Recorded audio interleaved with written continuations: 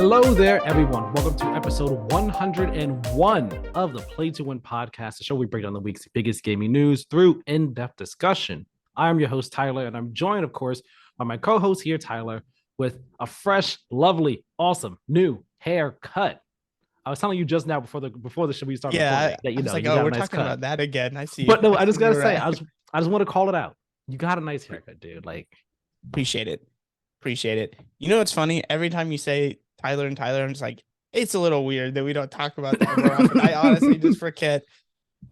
Even though I should be used to it. You're a little younger than me, but still, I'm sure we're in that period where there's like 3 Tylers per class as a kid, I assume, right?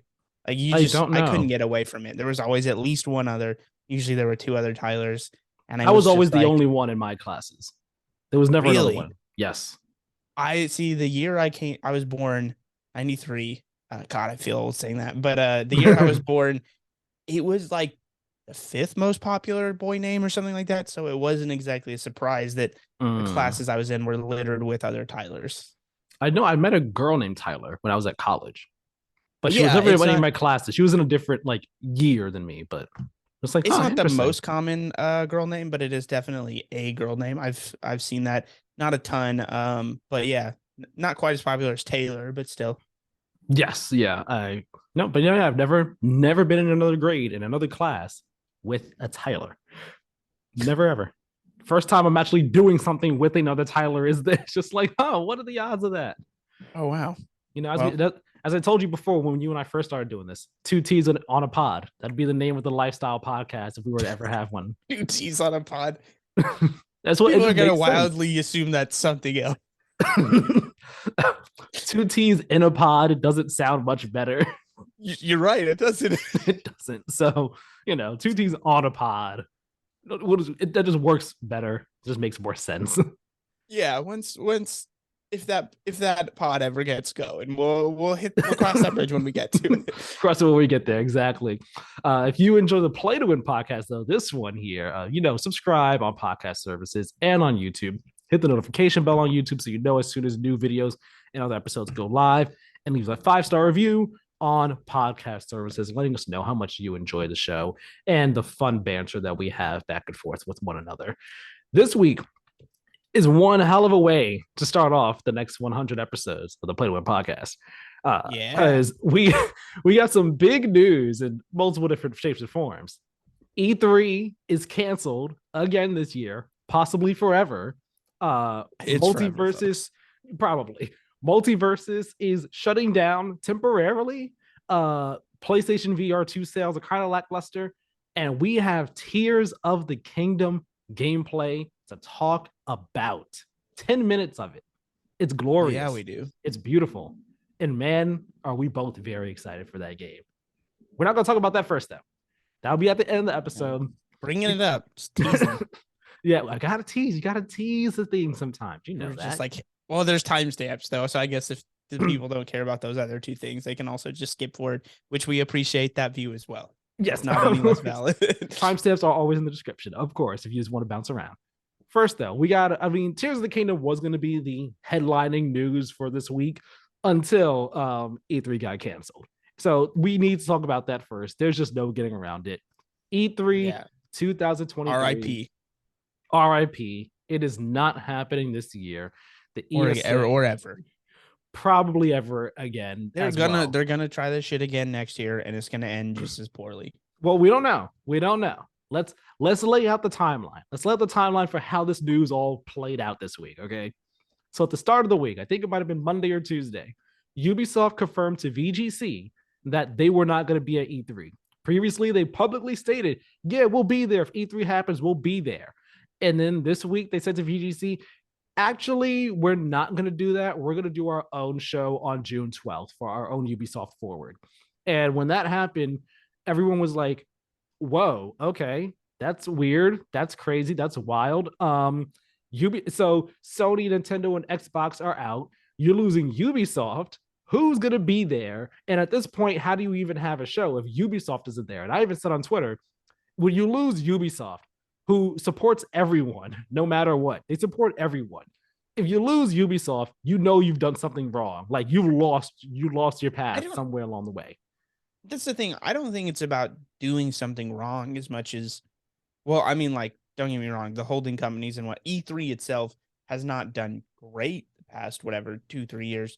But what I will say is, I think like it's not about doing something wrong. Like Ubisoft was always doing that show. It was clearly just their PR team had Ubisoft sent the message, hey, until this date, we're gonna say we're participating in E3, but actually, like they've had this in the works probably since at least last year. Because was Ubisoft part of?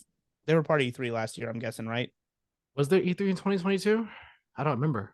I don't Yeah, there believe was a there digital was. one. Greg Miller hosted it. Remember? Was that 2022? They. I thought that was 2021. Because I'm there pretty was no positive that E3 in was. 2020. I thought there was E3 2021, but then they skipped last year. I think they canceled Did they? last year. See, I thought it was I'm the other way almost around. I thought it was. positive. Well, 2020 got canceled for sure. I know 2020 they did not have an event.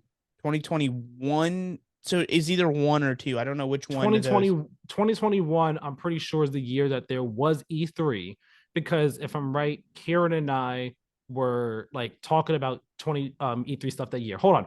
Guardians of the Galaxy came out in 2021. Yes, it was that year. That was that year for sure. But the 2022, it was supposed to happen, and then they skipped it. And then that's what they brought in Reed Pop, and then we got to this year. That's how it went down. Okay, yeah. Yeah, 2021 there was indeed one. It's an even weirder timeline then to think about it that way. Um, Yeah. we should have seen this coming though. Well, I mean, to be fair, I did. I kind of said that this year was going to be terrible and that it would never happen again. I was just somehow, now I feel like an idiot for not even calling this, but to be fair, it's kind of ballsy to be like it's going to be canceled before it even happens. Well, well, hold on. Let's break down the rest of this timeline here. All right. Ubisoft said they're going to bounce out.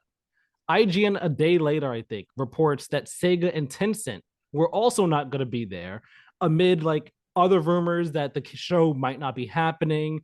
The IGN report is much more lengthy. I think it was Kat Bailey and Rebecca Valentine both put this report out and all. Great job, by the way. The two of them killing it over there, like in games journalism. Both So of like, them are great. Yeah. that was amazing. But like the whole report is very lengthy, good read though, giving insight. Like publishers were like more publishers were like unsure whether they were going to be there or whether the show was even going to happen.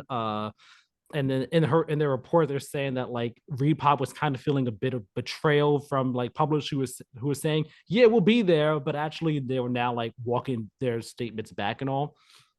So then Thursday comes along, and the ESA and Repop both put out a statement. They both announced that the event was canceled officially, which very shocking. Shocking from the perspective of, you brought in Reed Pop after last year, in the year before. You brought in Reed Pop, who puts together PAX, New York Comic Con, other conventions and all, like, great at putting together conventions. In the gaming space, specifically PAX, which is highly, I guess you could say, revered amongst the gaming community for conventions and all like that.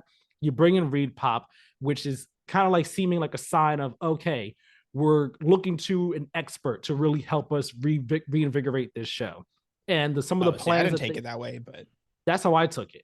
And then you announce some of these plans of like things that they're trying to do for the show, where you're gonna have industry days only, and then business and then public days, and then they're each gonna be like in their own separate venues, which is addressing critiques that the media have had for years, ever since E3 went public. Of we're trying to go to our appointments, but we're on these lines with like with all the public. So like, how are we supposed to even get to things we need to get to and do our jobs and all like that?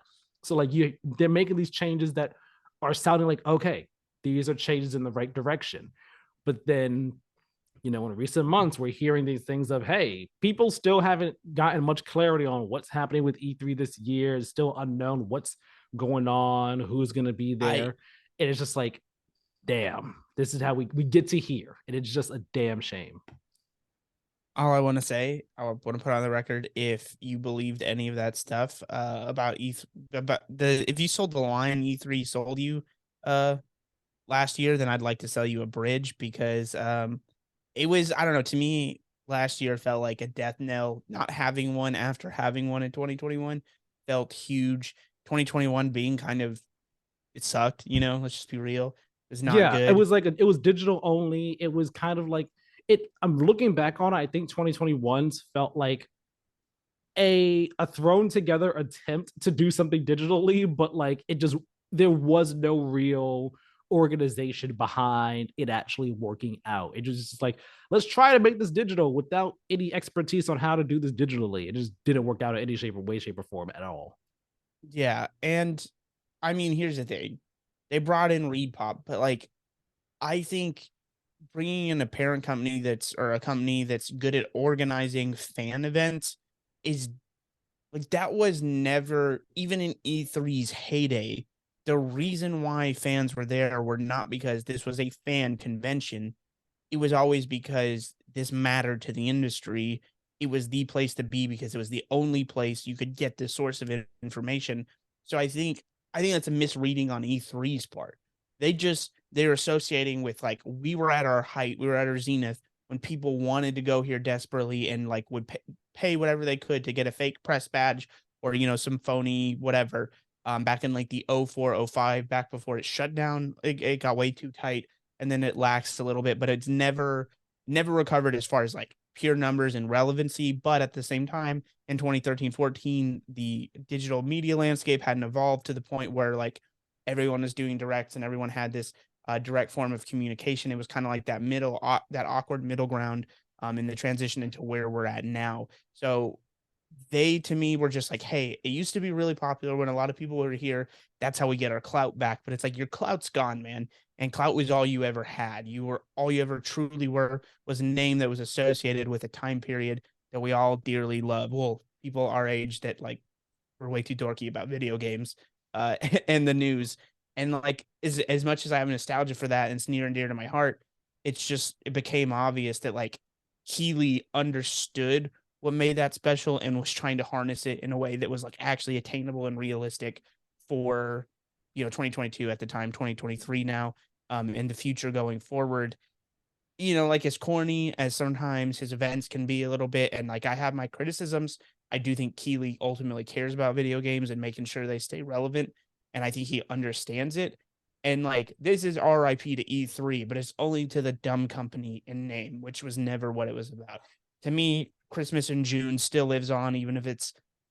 I think I saw in the comments someone put it's like Christmas Hanukkah now, or it's instead of Christmas in June, it's Hanukkah in June. It's just more spread out. Oh It's like over god. 7 days instead of just like you're getting everything. You wake up and you're like, that was Right, the right. 3 days of chaos. Now it's like a 2 week span of just like, okay, whose direct is today? Okay, yep, we're gonna go see that one. Yeah. And companies avoiding each other and stepping over their toes. Whereas like, man, those Mondays, especially when it was like Microsoft in the morning and then, or would they do it Sundays either, or Microsoft in the morning and then like Sony at night, followed by whatever, like Ubisoft, who cares? Ubisoft would be in the middle. Sunday was, Yeah, I mean, Sony was always the last one to go. yeah. And those days were awesome because it felt so loaded. And now it just feels ludicrous because companies want, the whole day to themselves. They want to be what people talk about in that news cycle. Uh-huh. And ultimately, I don't necessarily know if like I think those are all still fleeting attempts. I think if your game's not good, we're just not going to talk about it. Um, and at the end of the day, you'll still get your ass beat by whatever Sony puts out there if it's good or Tears of the Kingdom. It's but at the same time, I get it. They want to maximize potential eyeballs and viewership and blah blah blah. This is the end result of analytics, crossing with marketing and sales. So E3 is just it's a dinosaur, in its state. Yeah. Long And live Summer Games Fest. I'm gonna get to that, but I want to like just refer to this interview that Games Industry Biz did with the president and CEO of the ESA, Stanley Pierre Lewis. Um, so it's a lengthy interview. I recommend reading the whole thing. But I just pulled like three specific points, main talking points from it. One being what went wrong, two being how would E3 return if it does, and three, will it be back next year? So the first one, what went wrong? Here's what Mr. Pierre Louis had to say. He says, quote, we were off to a strong start. And this is just part of his full answer, but I boiled it down to like this part right here. He says, quote, We were off to a strong start. There was interest among exhibitors, industry players, media, and certainly the fans. Ultimately, however, there were challenges that proved too large to surmount. First, several companies have reported that the timeline for game development has been altered since the start of the COVID pandemic. Second, economic headwinds have caused several companies to reassess how they invest in large marketing events. And third, companies are starting to experiment with how to find the right balance between in-person events and digital marketing opportunities. With all that said, we remain committed to providing a platform for industry marketing and convening, but we want to make sure we find the right balance for the industry's current and ongoing needs. End quote. And I think this is something what he says here is something that I kind of have heard some other people in games media talk about in the months and weeks leading up to today, well, this week's announcement. When like I remember hearing specifically in regards to Microsoft and Nintendo when the rumors were like, hey, that they weren't going to be there. So I remember I think it was Andy Robinson, might have been him specifically, it was multiple people saying like, with inflation being a thing right now, and there certainly normally would have been more clarity in terms of what was happening with E3 and all, and just the ease of directs and everything. It seemed like Microsoft was probably going to be it made sense for Microsoft to pull out if they were going to pull out at the time, because marketing budget, we could just instead use that marketing budget on our own thing. Same for Nintendo. It's like, okay, well, we don't really have too much to show past Pikmin, maybe. But we could also just use that money for our own things. And then again, there is the game dev side of things of COVID and all like that, and how also just game development is taking longer. So hey, multiple companies might not have things to show and all like that. And then again, just that experimenting between, all right, do we go in person for this? Do we just hey, here's a Capcom special event today, for half an hour or so? Like, do we just do one of those things? What's easier? What makes the most sense? So it like all those things taken into account, it's like, yeah, I get it. Like, everyone might have been interested at first, but then, as the world changed in the past year, just, the economy and stuff, and then people just also realizing, hey, you know what? Maybe it doesn't make sense for us to pay to be at E3. We could just do our own thing. Because it's not even just like paying to be a part of E3. It's also like, all right, if we're going to have a booth, then we need people staffing the booths. We need stuff at the booths and all like that. We need to build the booths, like all those things and all. We need to pay for things to be trapped, to send things over there and all. Like, it's a giant cost. And it's like, what's the return on investment? If how great is that when we could just maybe do something ourselves? So that's one side of things. And I could understand if ReedPop and the ESA, specifically ReedPop, to stay with the one putting it together, might feel a bit blindsided by like the sudden change of everyone, like the exhibitors, their like sudden change of heart, where it's like, hey, you all were into it at first and all, but now you're backing out and now we're left with nothing to do for a show. But we were working with, like, because the thing is, ReedPop would, like, they took everyone's like their desires for the show.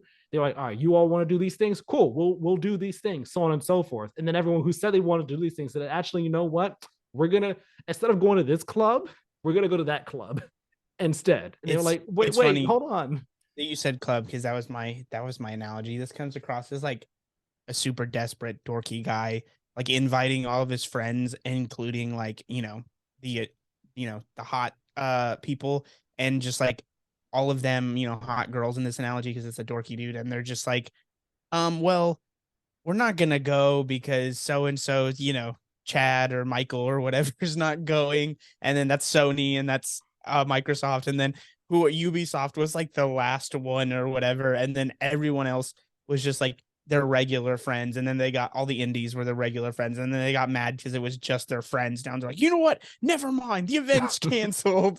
And you're just like, my guy, they were never that into you.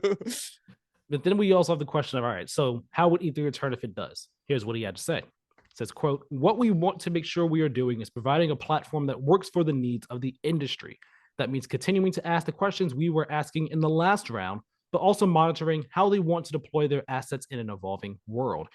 But we also need to be mindful that we are in the midst of a very different period for industry in terms of game development and economic headwinds So we want to make sure we are providing a platform in a way that is sustainable for today and in the future. It's a matter of finding the right pitch. And I mean that in the sound way for the needs that are evolving. They're continuing to experiment with how they market their works. We're seeing other shows coming back slowly, but coming back. They're at a different scale and investment commitment than E3, so we have to continue to work on how we create a dynamic and sustainable model that meets the needs of the industry. End quote. Again, just man. E3 is dead, guys. right. So you know what? Perfect segue. Will E3 be back in 2024? That was a direct question that was asked. Quote, we're committed to providing an industry platform for marketing and convening, but we want to make sure we find that right balance that markets the needs of that meets the needs of the industry. We're certainly going to be listening and ensuring whatever we want to offer meets those needs. And at that time, we will have more news to share. End quote. To me, that is a bit of a non-answer. It's an answer that says maybe a bit of a maybe non-answer. It's a maybe we'll be back in the future, but don't count on it type of thing. Yeah, that's the most non-answer ever. But to me, that reads as like no, but we're gonna potentially try. But yeah, it says no for next year. To me, it says no for next year. We want to come back in the future, but it's no for next year. And I guess that goes into the final question. Like, do we have any faith that it's going to return, period? Not next year, just period, at any point in the future. No. And here's why. Because the only way it would have ever come back is they sold the naming rights, or, you know, they sold them naming rights, whatever it would be, to Keeley, and he gets to rebrand it as E3. But I don't think he wants it at this point. I think he's like, fuck you guys. Summer Games Fest is my own, and it's the new E3. Everyone gets it without needing it to be called E3, and I'll do this on my own. Is my read of it. I just don't think we're gonna see E3, especially under this like parent company under the actual ESA and everything. It's not coming back. Yeah, and like I personally don't think it is either. Like after it was canceled last year, right?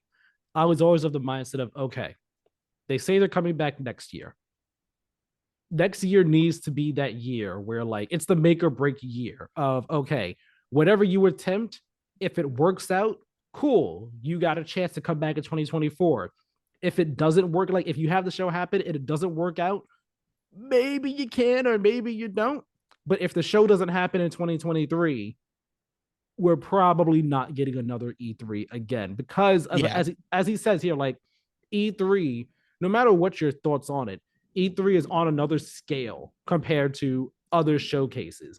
And it's a big thing. So for to not have it happen again, like it's one of those things where I think the final domino fell. Humpty Dumpty fell down for the last time. We can't put them back together again. And like any attempt to do so, you'd have to really rethink, okay, how do we put you together again to make you stick? Like we need to take actual time to do that. And I think that's more than just a year. I think that's like 2-3 years before E3 potentially comes back, if it ever does. And then even then, when it comes back, it would have to come back as a fan fest. It just wouldn't be. That's the thing. Like when it comes back, it sounds like it's gonna be. If it ever comes back, it'll be in a very different form. And let's say it is 2 years from now, so 2025 or 2026, right?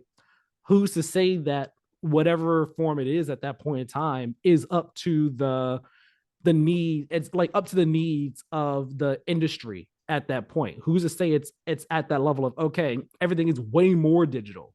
You get what I mean? Or it's I know what I want to say, just putting it together into words. But like, is it up to par, up to the standard, to the current industry standard at that time of what marketing is, of what networking is in terms of getting news out, sharing stuff, different teams meeting, so on and so forth, media coming together to share news and do these demos and all like that? Like, is it up to that standard at that point in time? Because the standard for companies divulging this news and putting out news has changed so much in the past 5 years, where before you only had Nintendo doing directs to now you have literally everyone and their mother doing a digital event at some point in one way, shape, or form. Many of them aren't that good, but basically everyone is doing them now because it's just so much easier and so much more convenient to be able to share the news when you want on your own terms, as opposed to having to put together a demo for a specific time of the year and share a bunch of your news at a specific time of the year, because that is what, that's what the industry, what's the word, the industry has like typically required of everyone. Everyone needs to be here in June for E3 with a demo and all your big news, as opposed to now it's like, all right, we can share our news on a random Wednesday, on a random Yeah. Wednesday on any month of the year, like at any hour we want to. You know what I mean? So I don't know. I I don't think it'll be back. I don't have much faith. The part of inside though, I want it to return because of the nostalgia. E3 has, I've said it to you before, but E3 has always meant like so much to me. I have so many fond memories of watching E3 as a kid on G4, or just watching the streams, on YouTube, let's say like 2013 on and all like that. I have so many fond memories of it. It means a whole lot to me. And like, I've seen people say this, and it's so true. The energy that you get from like E3 events, like E3, like press conferences and all, is such a different energy from just like the directs and the streams that we get these days. Like, yeah, it's cool. Yeah, you have that pop off when you see the first ever gameplay for Marvel's Wolverine, right? In like a state of play or PlayStation Showcase. Yeah, you'll have a pop off, but it's a very different pop off than seeing it on the E3 stage. It's a different Yeah, type of energy that's there, and like it's something that can't be replicated. And I miss that. I miss that. I miss just seeing the people themselves, come out on the stage and talk about their thing. Yes, we might still see them in a digital like direct or the showcase, but it's just something is missing when it's pre-recorded as opposed to live on stage. You get what I mean? Oh, I know what you mean, because it's like it's the same intangible reason we all like going to the movie theaters. It like objectively, there's not much of a difference other than like, oh, big screen, but it's like, okay, well, I mean, does that really matter? It's not gonna be on the big screen forever. You're also paying more. It's just a more of a hassle and a setup for everyone involved. Wouldn't a more efficient way to do this just be to deliver it directly to people? Which you know, there's more incentive for the movie industry to keep on pushing movie theaters versus like the games industry. This is purely just for marketing, but ultimately it's the same intangibles that you like. You like the smell of popcorn. You like, it's fun to sit in this chair and go somewhere, and it feels special. E3 felt special and different. But here's the thing, it's never coming back that way. If it comes back in any form, it's just going to be fucking PAX. It's going to be a different version under a different name, and they might throw out Ubisoft, or they may rein in one or two, like big publishers, but like they're never getting Microsoft, Sony, or Nintendo back. Let's establish that. Not happening, period. Guarantee Keeley will have Microsoft on a deal. He may have Sony. Nintendo will probably continue to do their own thing, but I think they partnered with him last year. So who knows? They're never getting any one of those back, and it'll never have the clout or relevancy. We just have to be happy we got to experience that. Because ultimately, what this means is all the 13 to 18-year-olds that watch Twitch don't give a shit about that. They're just like, I want to see what cool new games there are. Yeah. The genie's out the bottle at this point. Like, the genie left the bottle in 2020. Once COVID happened and everyone had to start doing their own things, that was the point where it was like, oh man, is E3. Yeah, it hit the gas on what was an inevitability anyways. Exactly. Like, it definitely accelerated that timeline by at least 5 years. Because everyone was forced to, like, all of the not forward thinking companies were forced to do this thing. They were probably like, the heads were scared to do, oh, it's a digital event. Oh, what do we have to do? And then they realized it's just paying Greg and Mike and Tim from wherever to just sit there and edit together. And they're just like, all right, here's the camera. Boss, get in front of the camera. And then once they were done, they were like, oh shit, that was it. What did that cost us? Oh, nothing else, because we already pay these people. Oh, we maybe hired a couple out of studio editors and shit. Like, they're like, that's it. Oh, we're never going back to E3. Exactly. Like, that was super easy. Why was I scared of this the whole time? And then it was just like, it's just that on a bigger level, and a bunch of people just being like, yeah, we're done here, guys. Sorry. Yeah. And it's like, I know you said that before, that like, Jeff Keighley got us with Summer Games Fest. And like, yeah, Summer Games Fest is cool.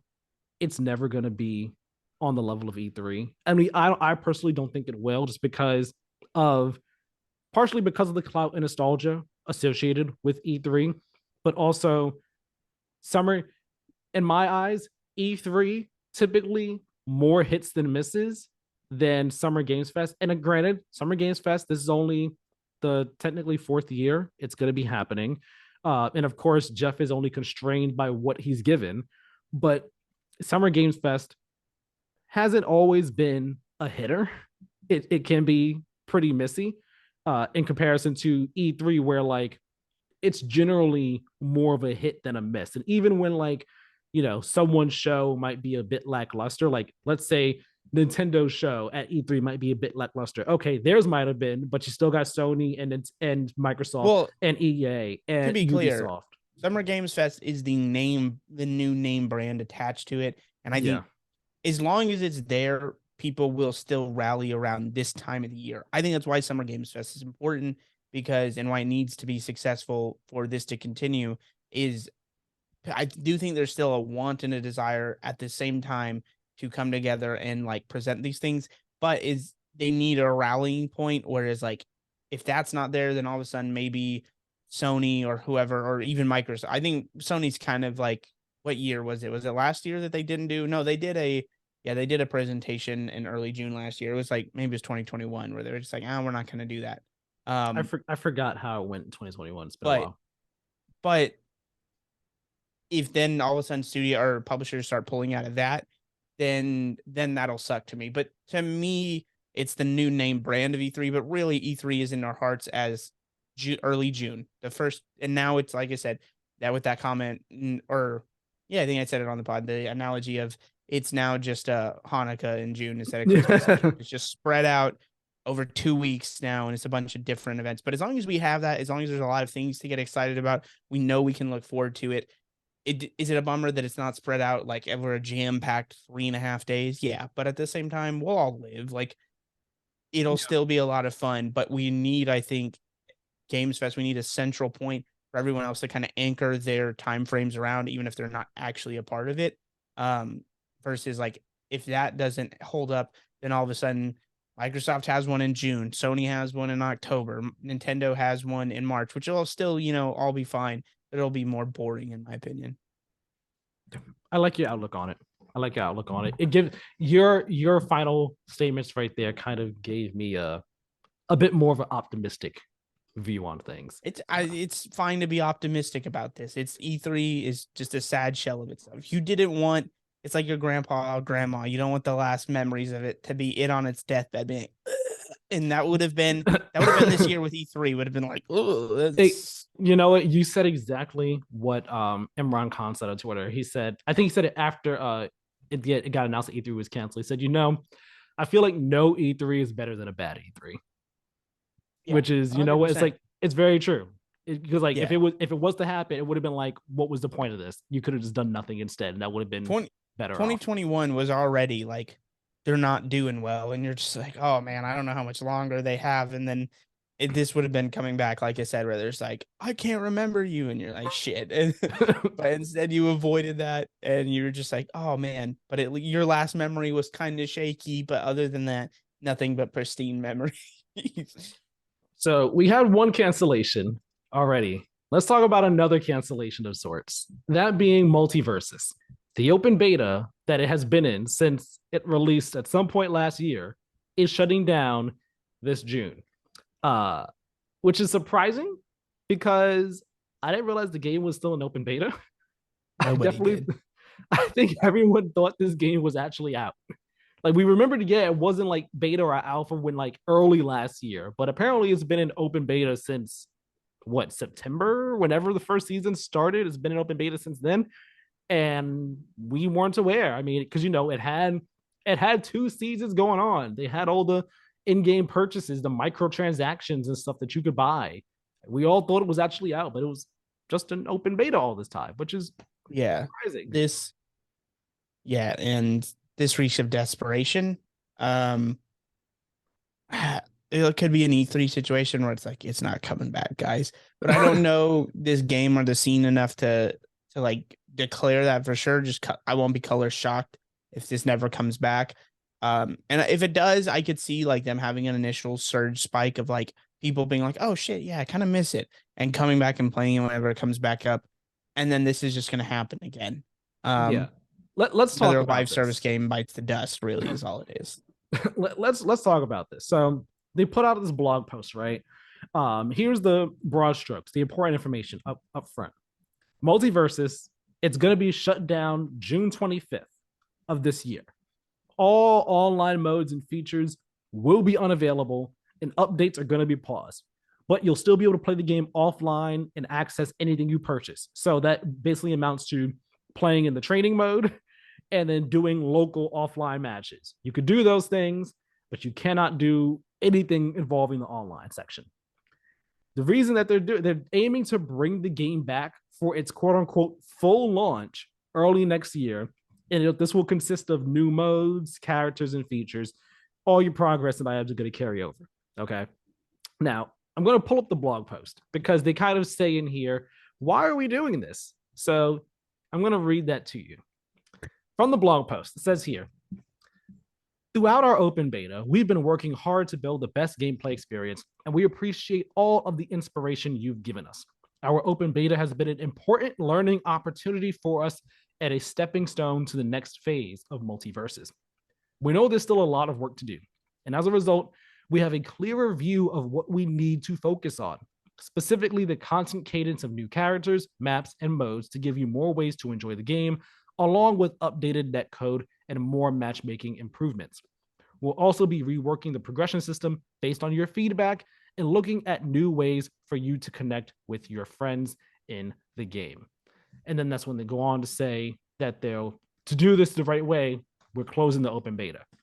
And one thing, like MultiVersus has been a slump of sorts for the past couple months because season 2 started in November of 2022, if I'm correct. And since season 2 started, the game has only added one character, whereas season 1 added like 3 or 4 characters. So ever since season 2 came out, there's been like nothing new added to the game, essentially, from what I've understood. And season 2 was originally supposed to end in March, I believe, but now it's being extended to June 25th when the open beta is going to be shut down. And the game is going to be delisted on April. Hold on. I'm looking at it right now. Here we go. April 4th. April 4th. What's that? 2 days after this the day after this episode goes live. MultiVersus is going to be delisted. So you won't be able to download it if you have not downloaded it already. If you have downloaded it already and you don't have it on your system, you can re-download it. You won't be able to buy like the in-game microtransactions or anything after April 4th. That's going to be unavailable.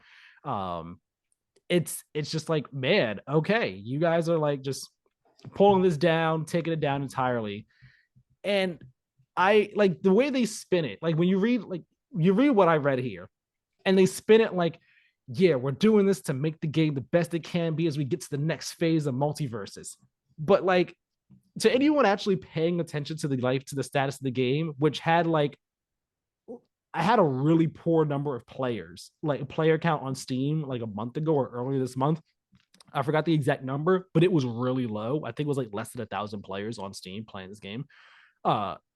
If you're aware of all this, you read between the lines. This is actually them saying our game is in the most dire state. We want to try this again. We want to run it back next year and see if we can do this right. Is that actually going to work out though? Do you think it's going to work out? No. God, no. I don't think it's going to work out in the sense that, like, is this game up for years to come? God, no. I think it could relaunch. Like I said, I don't think that's outside of the realm of possibility. I also don't think it's impossible that, like, it just never comes back. It just becomes $1 to, like, like manpower for relaunching it, what they actually think. Because, like, obviously they have, I'm sure, their business models to, like, extrapolate and say, this is how many people we think are going to play, which equates to X amount of dollars. And then the suits at Warner Brothers or Discovery now, whatever it is, just go like, okay, is that profitable enough to justify going back up? And the answer, if it's no, will mean they're not gonna relaunch. And if it's maybe, it's like, well, yeah, we'll do it. And then we get what, another 6 months or whatever it may be, and then this time next year or a little later next year, it's like, oh, it's gone forever now. Mm-hmm. This is why live service games are stupid, not because it's impossible to be a game that's profitable and that continues forever, but the idea that people want games that continue forever. I'm sure there's people that play this game, enjoyed their time with it, and moved on and treated it like a regular game. Guess what? You could have gotten 20, 30, $60 out of them. Instead, you got Mm-hmm. maybe the $5 of cosmetics. You're not Fortnite. You're not Apex. You're not like, ask PUBG how PUBG's probably fine with how it's doing because it's at least trucking along. But and they're the ones that kind of kicked off this whole craze.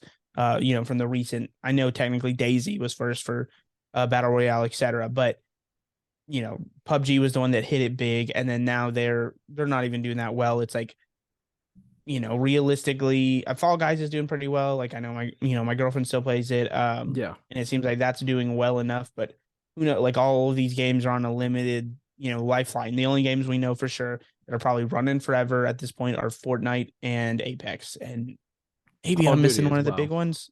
Call Huh? of Duty. Oh yeah, of course, Warzone. Yeah. Yeah. And you actually brought up something I was gonna ask. That being like, honestly, do we think the game MultiVersus specifically would have been better served just being a game where you pay a flat fee for it, $30, $40, whatever the case may be, and you get yourself, you get a full game. And there is a season pass for unlock for like characters that will add as DLC down the road. But like it's a game you pay a flat price for. It's not necessarily live service, but there is a season pass. We add new characters and new maps and new stages with each new character drop every couple months. Do you think it would have been better served as that? Basically, I guess following the Poss- Smash Ultimate model of how it approached Possibly. it.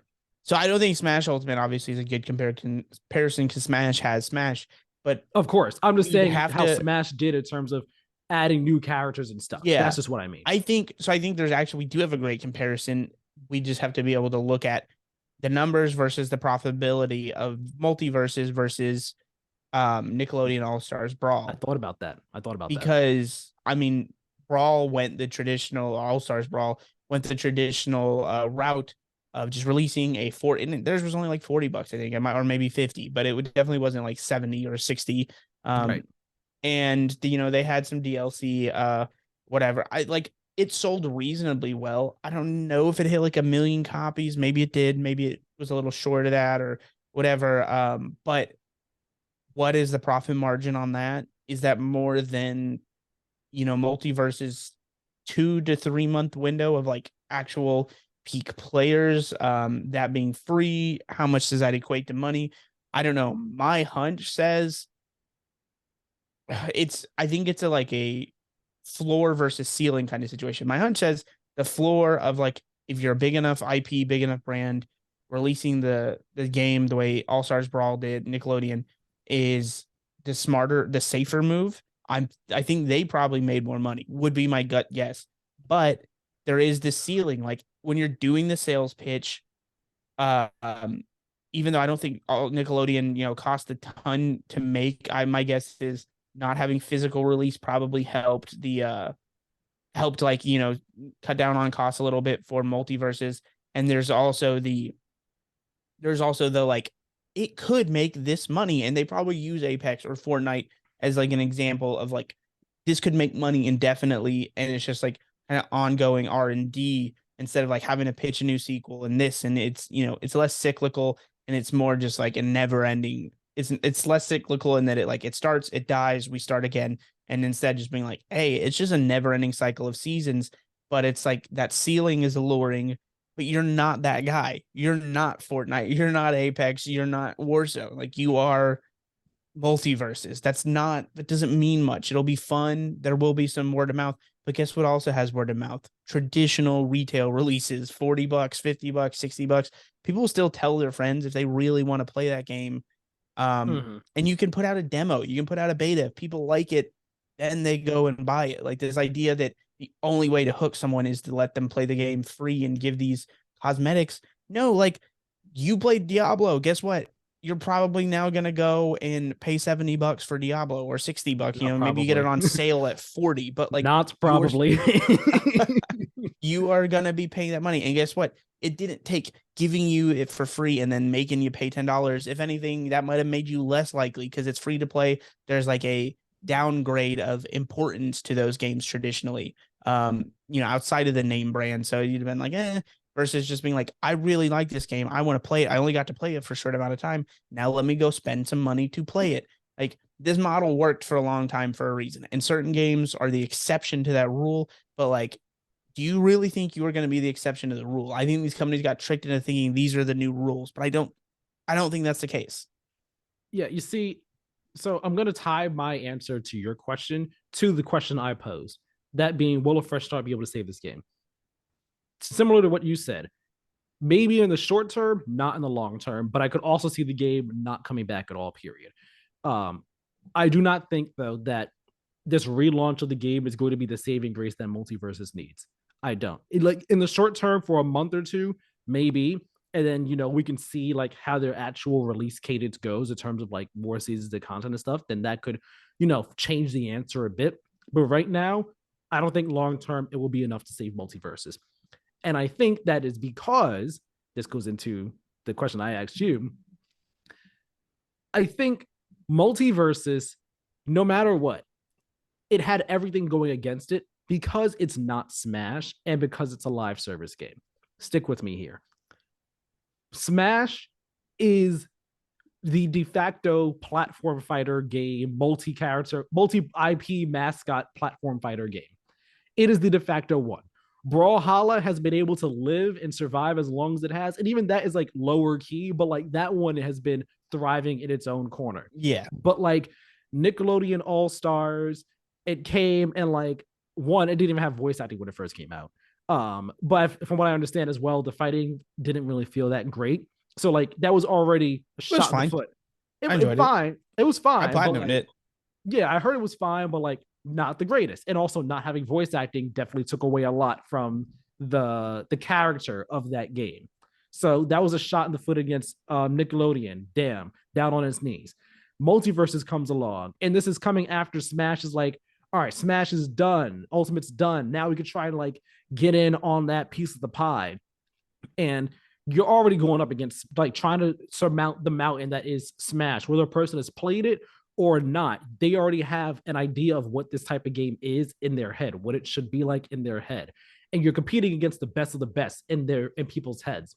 So most people looking at MultiVersus, oh, this is it. WB has this like litany of IP they can do this with. And it's like it has a different play style to it. It's more competitive focused. Competitive Smash gets treated like poorly by Nintendo. This is going to be the one that comes out and like takes it down.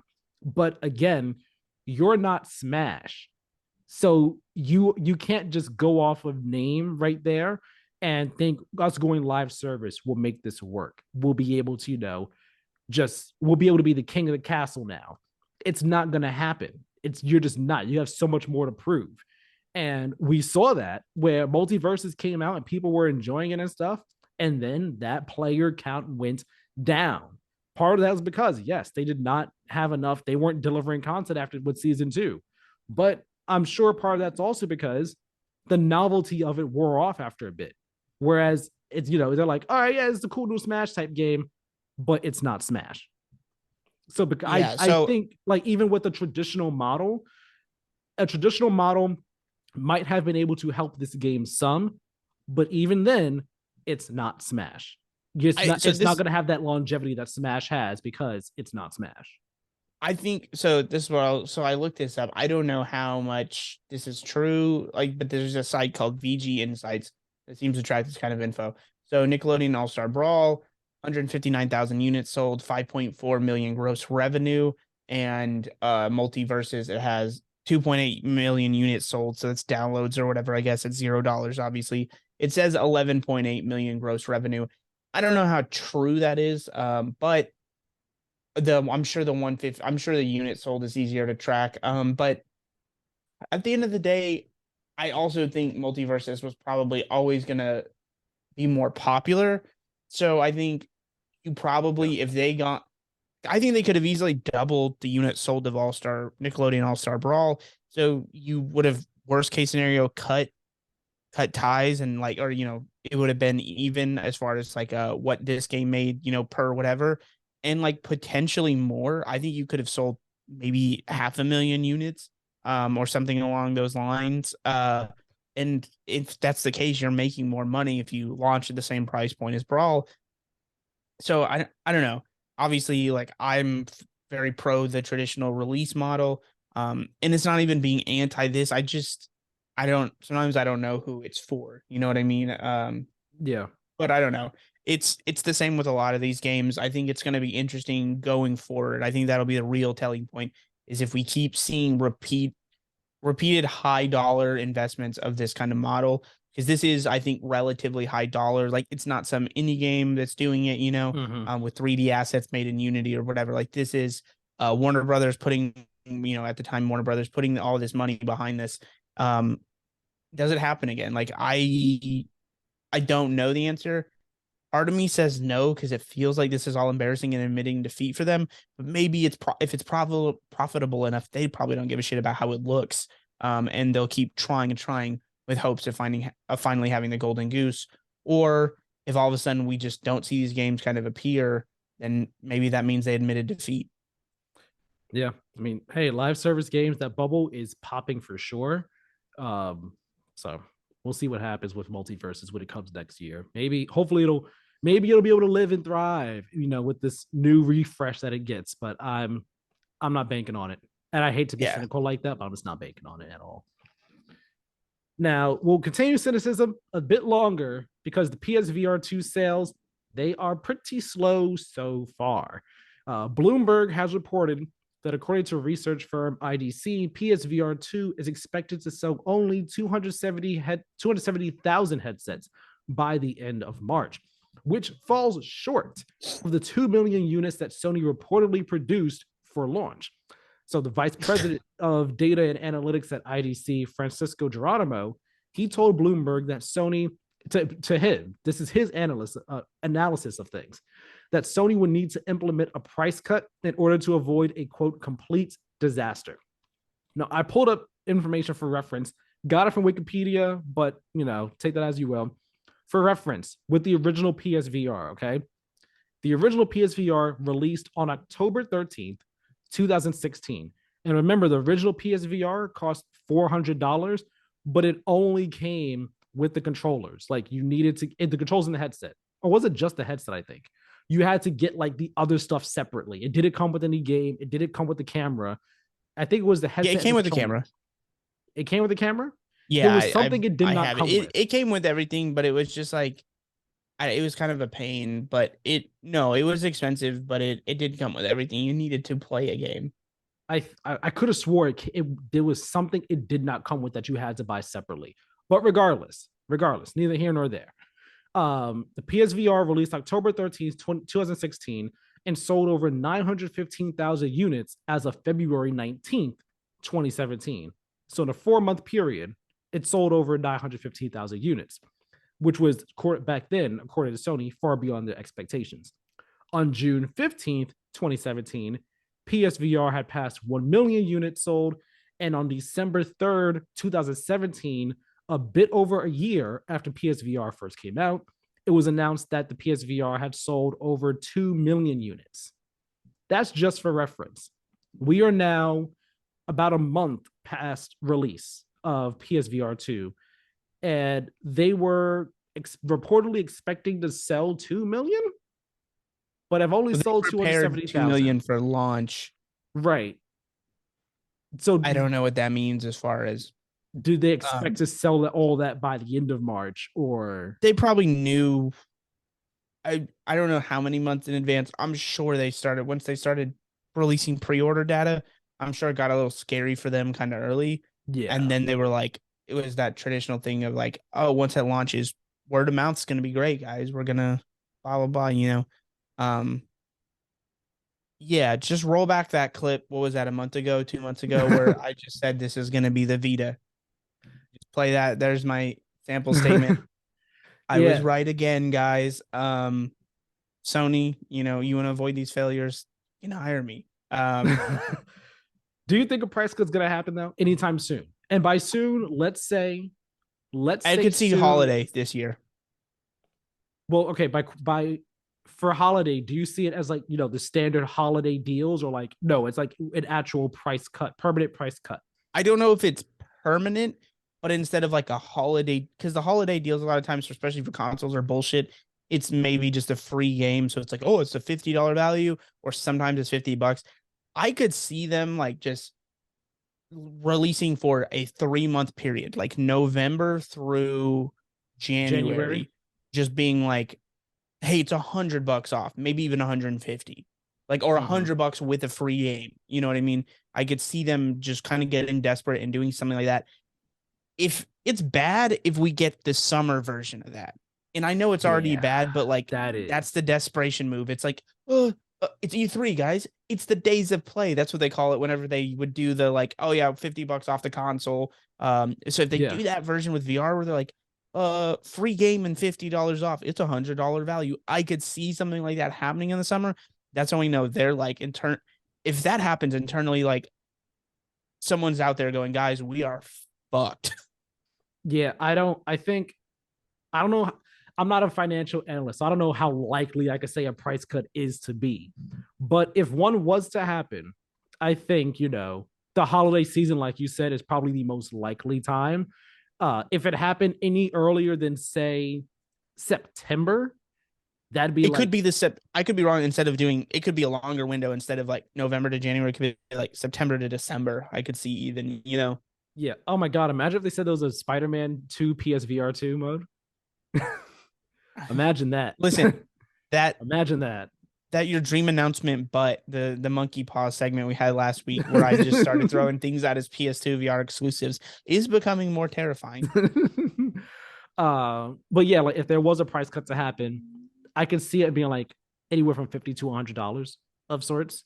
And like the next question, like, do we honestly think that PSVR2 was a mistake?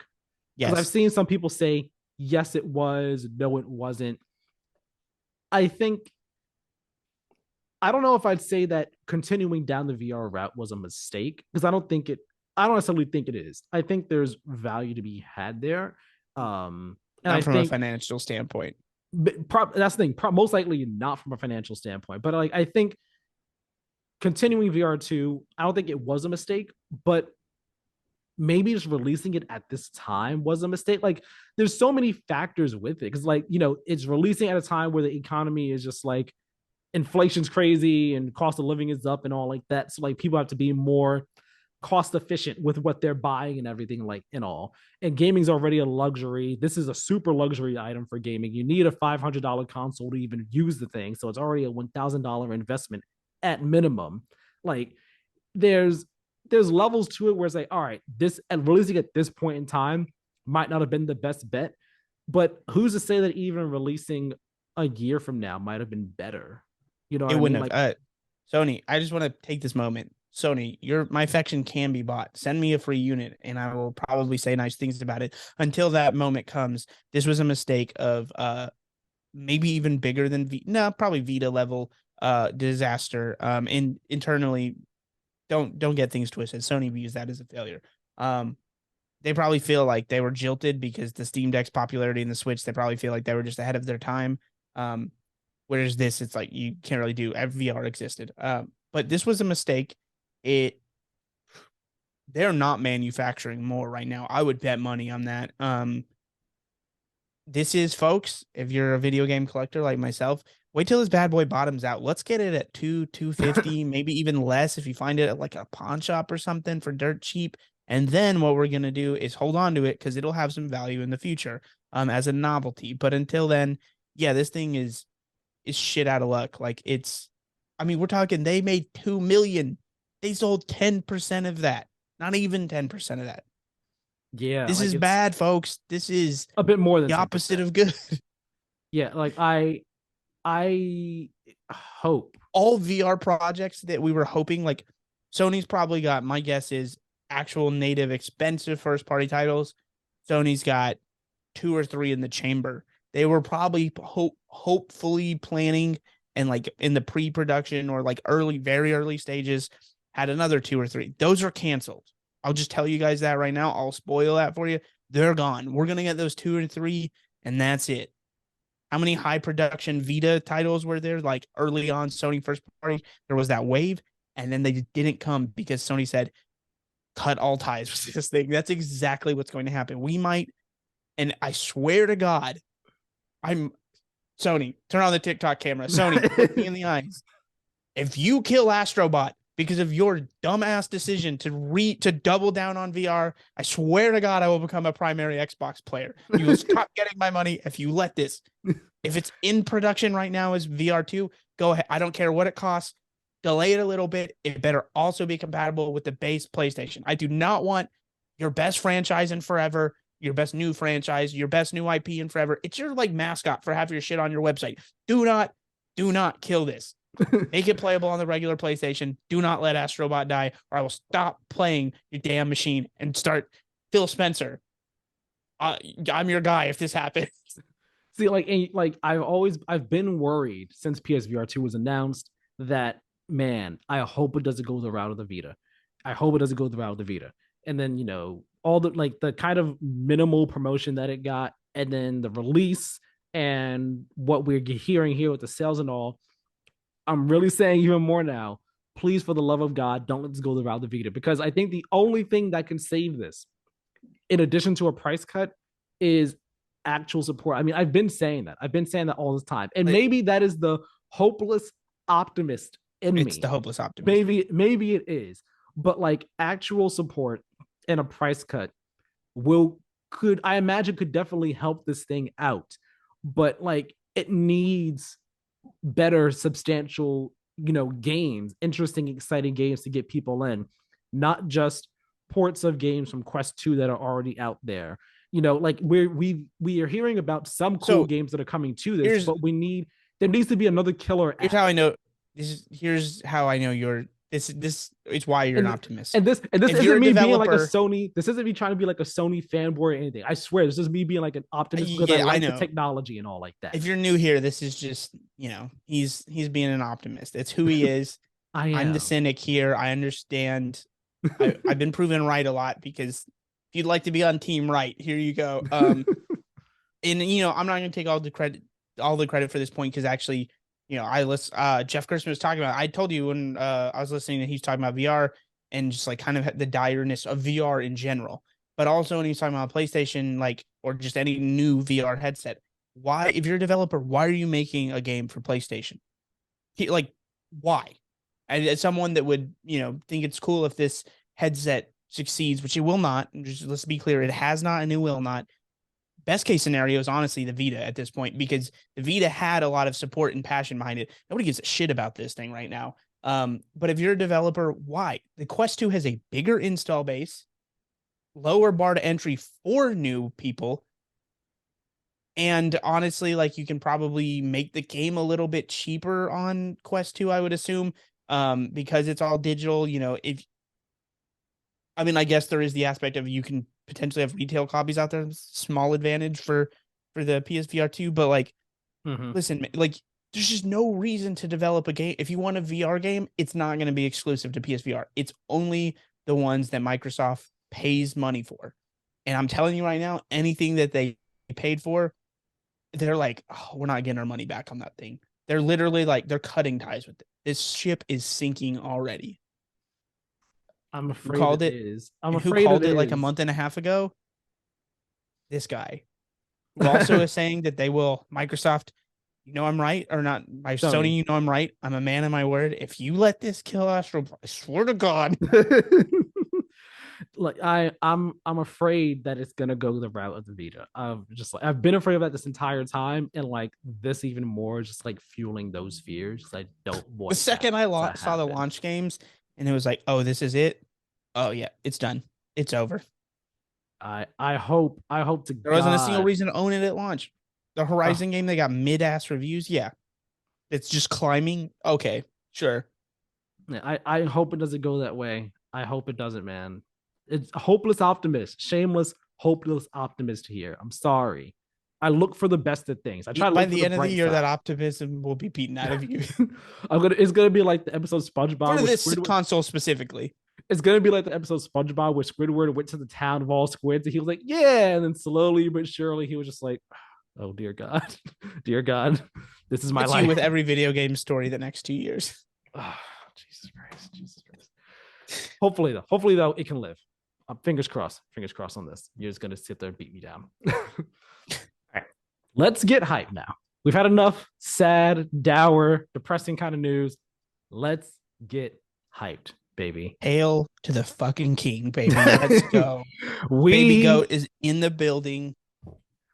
we got ourselves a nice 10-minute chunk of Tears of the Kingdom gameplay. Raw gameplay. And by God, let me say this. Let me say this. You all know I've recently played Breath of the Wild, played through it. It was my second time trying to go through it. First time actually completing the game. I enjoyed it. Cynic Tyler has entered the chat. I didn't think like, oh yeah, I enjoyed it. I didn't think it was the GOAT though, but I enjoyed it. I saw what it was going for. I had fun with it. Thought things with it could have been done better. So going into Tears of the Kingdom, I've been excited for. I've been looking forward to it, but I've had my concerns regarding this game. Weapon degradation. Will it be back? Will it not? Will it be better if it is back? Will the open world be, interesting and exciting to explore? I've had my concerns, but this 10-minute chunk of gameplay basically wiped away every concern I had with this game. And I am very excited for it. This will be my Breath of the Wild. I'm almost positive of that. Listen, here's the thing. I'm so excited for this game. I just want to put that disclaimer out there. But also, it's weird because I think Breath of the Wild haters are now looking forward to it more. But then some weirdo Breath of the like some people are just like, oh, that's it. And it's like some people it's not enough. Let me just say that first of all, this is exactly what I wanted out of Breath of the Wild trailer. I did not want some demonstration. I did not want some just like lame trailer that's like trying to get us hyped. This trailer is 100% what this game is about, or what Breath of the Wild was about. So it's just more of the same, but it's not just more of the same. This is what made Breath of the Wild the GOAT, is like understanding these physics, putting these systems into the game, and letting us go wild with just how great the level design is, with just how beautiful everything is, that insane sound design, having the pedigree and the legacy behind Zelda, and then that polish that Nintendo puts in everything. And then here they're just like, guess what? We went more wild. Right. And let me lay the ground real quick on like how they went more wild. So like this trailer, we see, Link's on the ground at first, and then he sees like this rock fall down from the sky, which we've seen this kind of happen in trailers before. And then he goes up to it, and then he uses one of the new abilities called Recall, which rewinds time, which we've seen it in the past in previous trailers real quickly, but we didn't know the name of it. So he does Recall on the rock, climbs on top of it, and it sends him up into the sky. And it's all happened seamlessly. No load times, no cutscene, nothing. Just seamlessly sends him up into the sky, and then it stops, and he jumps off and floats onto one of these sky islands that we've been seeing in all these trailers. And then he's up there.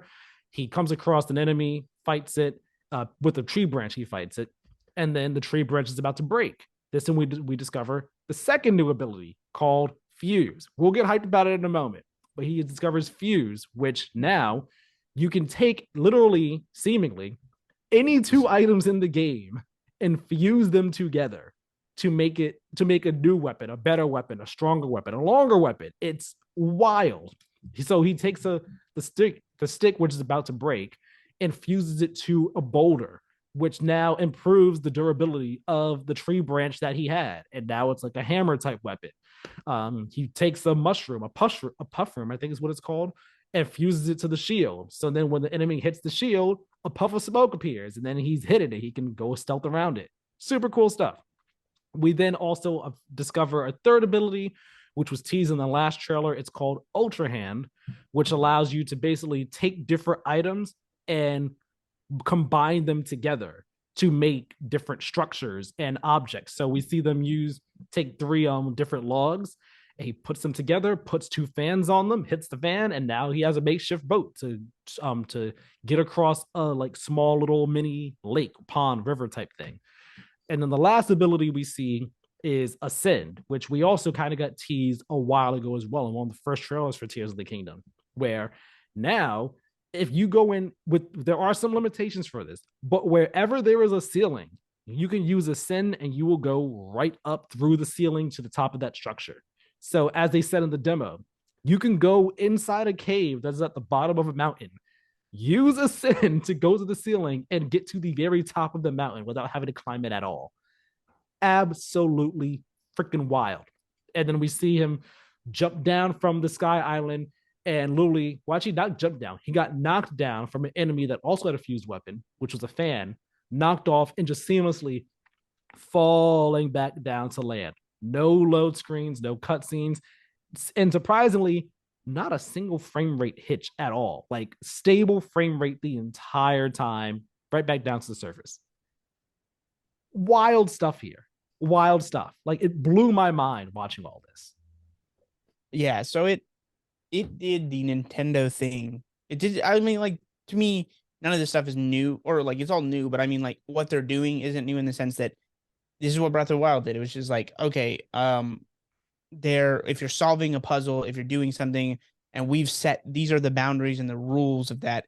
If you can find a way to like use those rules to twist everything around on us and solve puzzles or do this or do that in unconventional ways, we're going to allow you to. And it's in the Nintendo way where everything just like feels polished and fun to do and also work. And then in this game, they said, well, why couldn't we do it this way?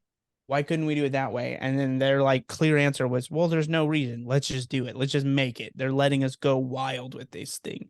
Just, I seeing this has made me happy that we didn't get the rumored.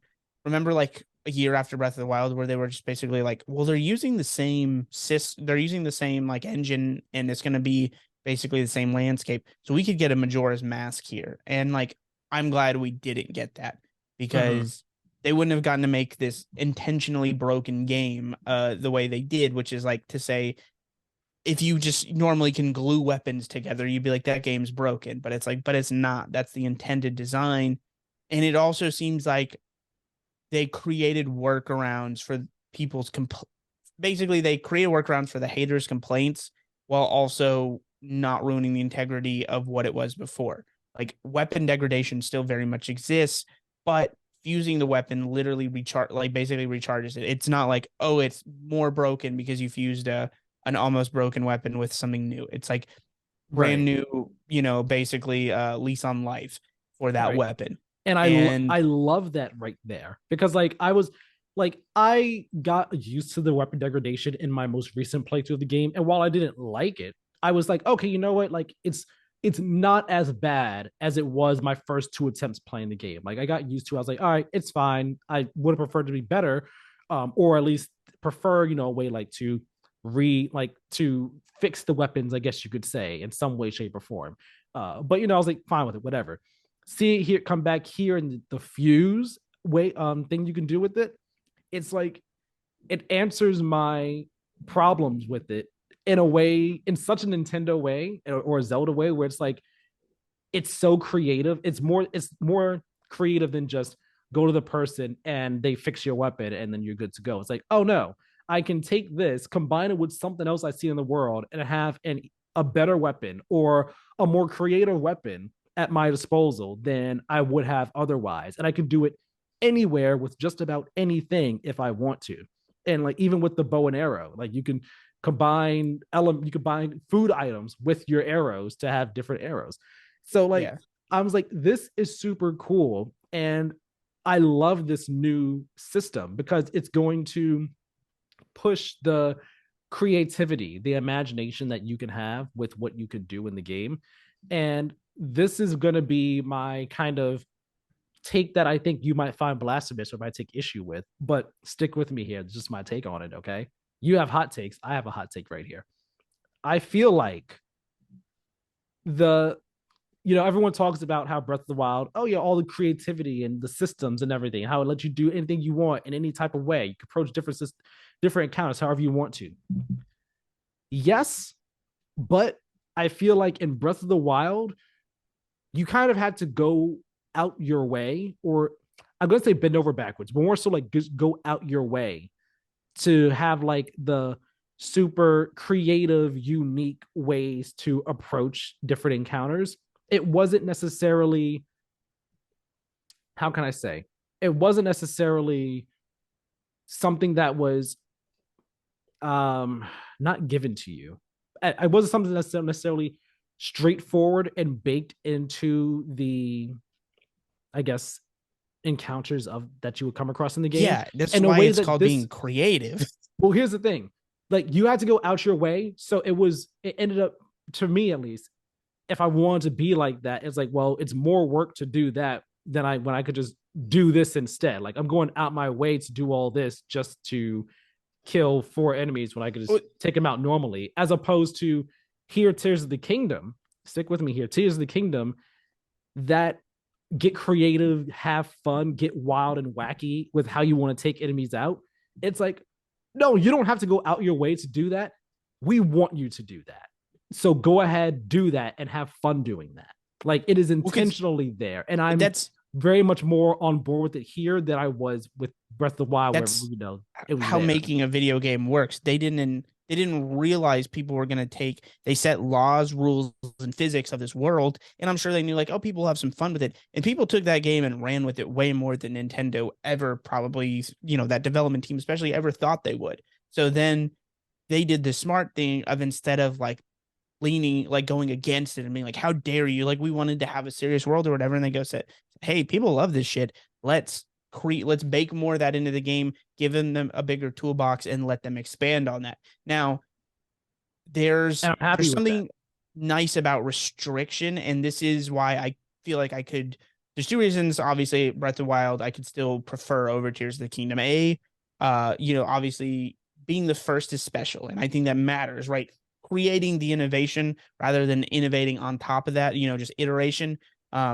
There's a reason first off and hold people, a fond spot in people's heart beyond nostalgia. It's just more impressive to do it the first time, but also there's something nice about restrictions sometimes where it goes like, these are the rules, and it's fun to create chaos and play within them, and not even just like attack wise, but puzzle wise, like, going like, oh shit, I can do this way, even though, because like for me, a lot of times it was, I have no idea how they want me to actually beat this puzzle.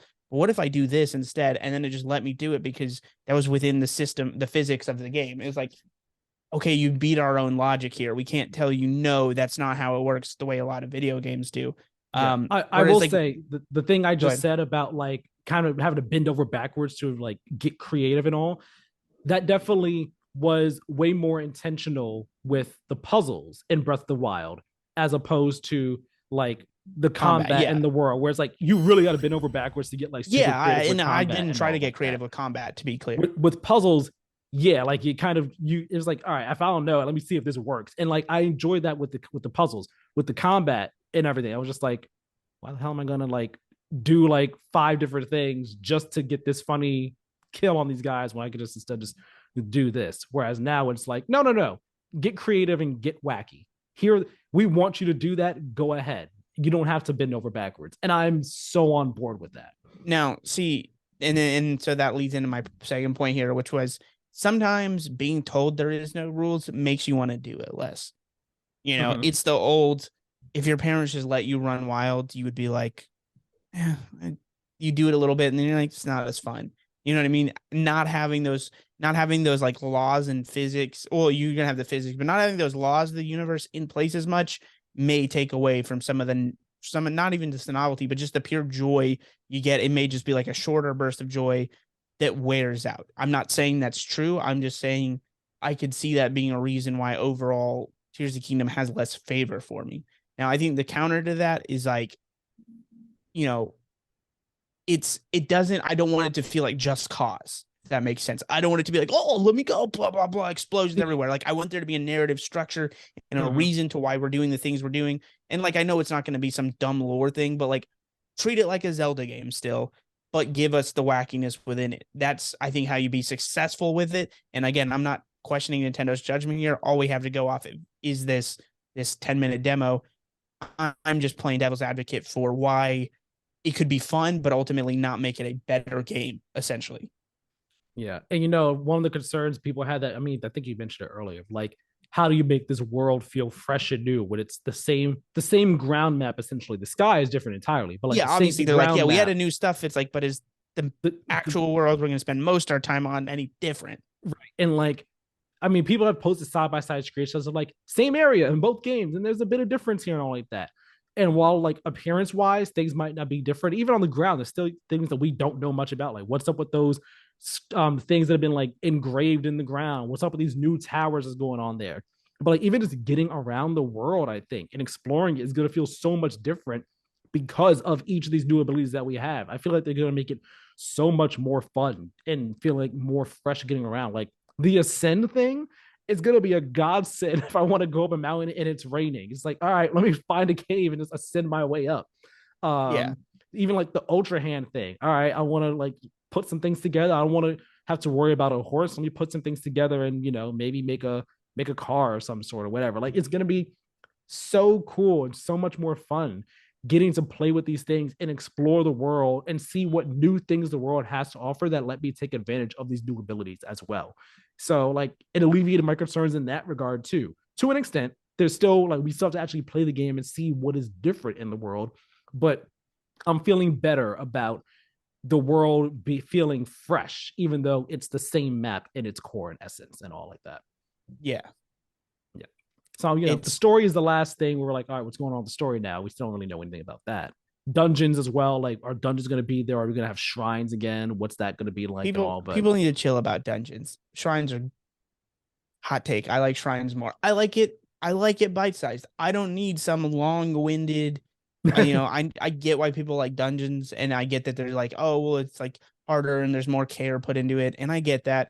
And like, I'm not saying every shrine had importance, but like the good ones were good. I like the bite sizedness of the shrines and that they're littered throughout, and I have to find them instead of it being like you have to go through these 6 dungeons, and and it's like I don't know. I guess it depends on your playstyle ultimately. Like what do you prefer? I think a lot of the backlash to shrines for people were just like, this isn't Zelda, where versus like people actually analyzing like, what do I actually prefer? Do I prefer this long-winded thing? It's like difficult and makes me throw my controller, or like the good thing about shrines is you could just leave and keep beating the game. And I think some people also had it's hard for them to get over that mental hurdle of like to beat a Zelda game, you should have to beat certain amount of dungeons. You should have to go through all this hard stuff. Whereas like, and I think that's something from software learned with Elden Ring from Breath of the Wild is like, hey, you can keep challenging a game, but also just give people the ability to walk away from it, to say, yeah, fuck this. I don't need to do this. You know what I mean? Like there's yeah, only a core amount of things you actually have to do to beat this game. You can find workarounds without it. By all means, go for it. It's that freedom to just like overall it's like a life philosophy. Like you don't have to do the hard things. Everybody's telling you keep running your head into a wall, but guess what? You don't actually have to do them. And I think that implemented in a design philosophy from studios as talented as the team behind Breath of the Wild, Tears of the Kingdom, and then of course from software doing Elden Ring is like when you see like really cool stuff emerge. question for you. Last question about this. What are you looking forward to like fusing? Like what do you want to like try and fuse Weapons together? on weapons, swords on swords. That's like where I'm like, how Double weird can we get sword. with this? Yeah, double sword bow. You know what I mean? Like, will it let you shoot a sword as like basically an arrow Ooh, with your bow and arrow? You know what I mean? Like, let's get weird with this. that'd be funny. It's like I'm just imagining like you have the long sword attached fused with like a great sword. Send the Just like mass what or send the master sword careening at an enemy as an arrow. You know what I mean? Like, that'd be wild. Like I mean, I'm gonna guess we can't do that since when we saw the fuse with the bow and arrow, it was only food items that you could do it with. So I'm gonna guess you can't. But like, it'd be maybe cool if they're you hiding could. that surprise. It'd be cool if you could. That'd be awesome. I'd be down for it. Yeah, for me, what do I want to fuse? I guess it was gonna be double weapons, like you said. Because I mean, we saw like the what was it? A spear? No, it was a long stick and a what's that The farming spears. tool? It was a long stick, and it was like the farming tool that has the 3 pikes at the end of it. I'm blanking on the name of it. Ho. Not the hoe. The hoe is the one where it's like Oh, okay. I get what you're saying. Like a Yeah, pitchfork, kind of. pitchfork. Yes, it was a long stick and a pitchfork fused together. We saw that, so I'm like, maybe we can see a sword and a sword. That'd There be may be limitations to it. We'll see. we will see. But I'm looking forward to all the fuse stuff. That looks just so cool, like absolutely game changing right there. Tears of the Kingdom, man. I'm on the hype Let's train. go, baby. I'm officially super on the hype train. I'm it's gonna be jealous. Nintendo, send me a copy, please. I'm please. jealous of all the game. I'm jealous of all the journalists getting to play it probably, and I'm gonna guess about 2 weeks here, maybe 3.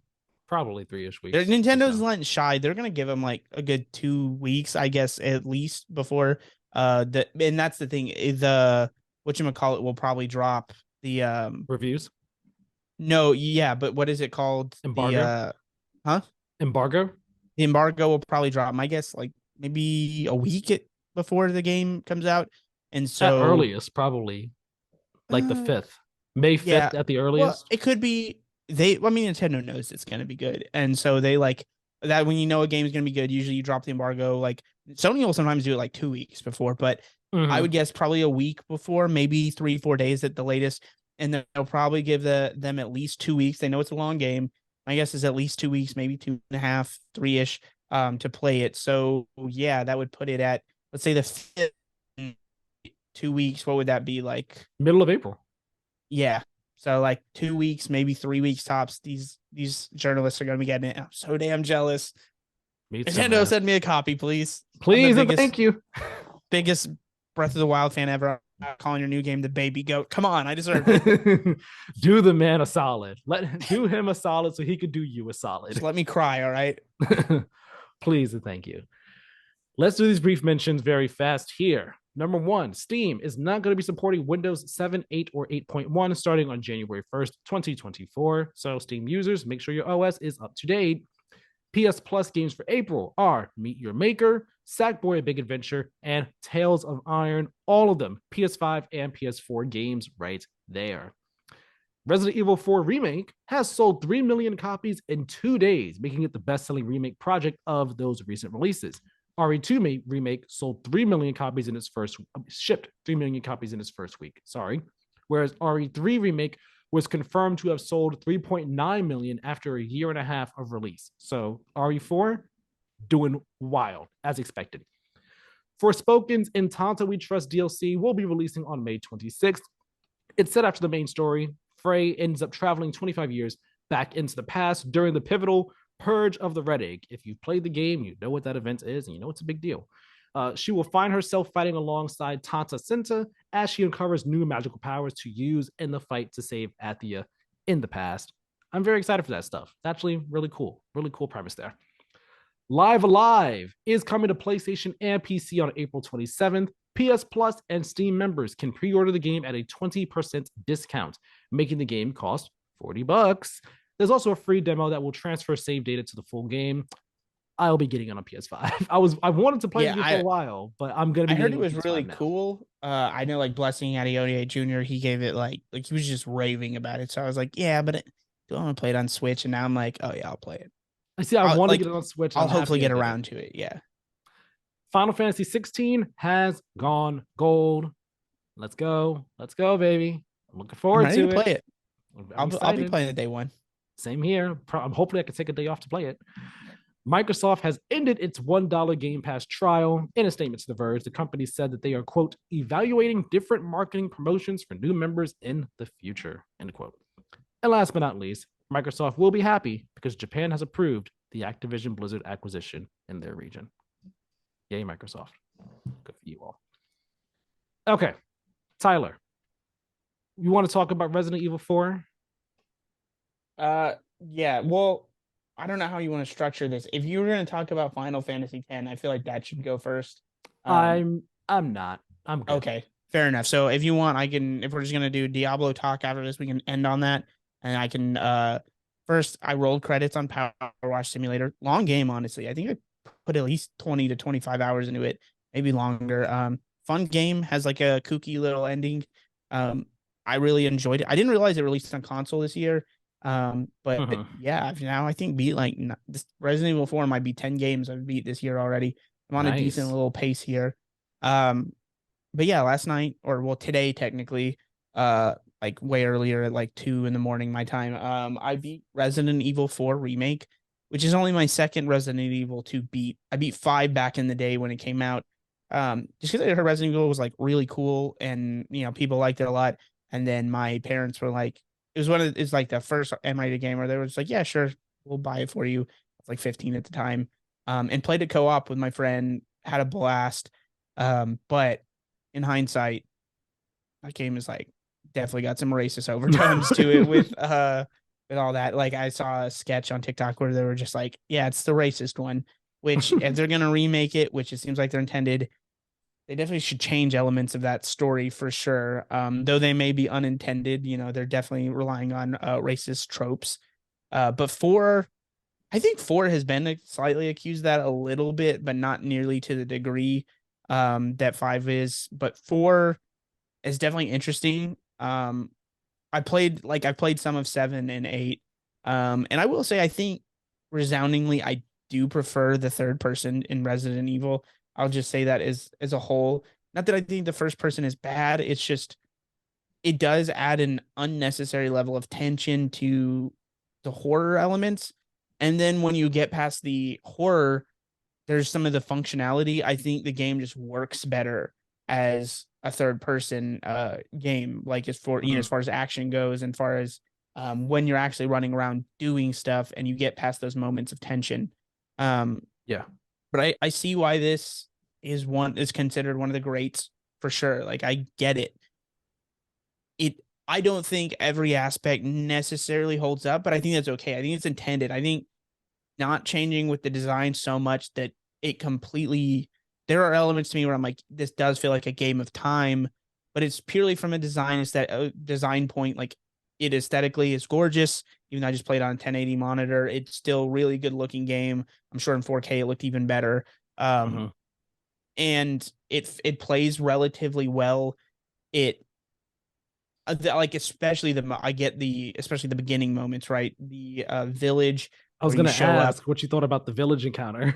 Yeah, and like when the chainsaw dude shows up at first, and I forgot because it's that moment, and I know that this is like 5 isn't like this, but I know this is like a Resident Evil thing and a horror thing in general of like you don't always have to fight everything. Sometimes you just run around, and so I unintentionally did that, and I'm like, how the fuck am I supposed to beat all these people? There's like this giant crowd. And then I just keep running around. And then apparently I ran around long enough just trying to find an answer that it triggered the like next moment where the like bell starts ringing and they all get like brought up. And so like you get to avoid that combat situation. So the fact that I didn't get mad, look it up or anything was nice because it was organic. It was just like me panicking and be like, shit, what do I do? What do I do? What do I do? Running around like, trying to find any solution, trying to find more ammo, some health, just dodging enemies after like initially fighting the first handful. Then the chainsaw guy shows up and I'm like, what am I going to do here? It's like, what am I doing so here? I'm just running everywhere. And then it's like organically being like, oh, that moment of relief. But it is intense when he shows up. And then it's interesting because I do think like there are pockets that are super well balanced and tight. Feels like the right amount of ammo, the right amount of like everything in general. And I played on standard mode, didn't play on like hardcore, but I also didn't play on easy.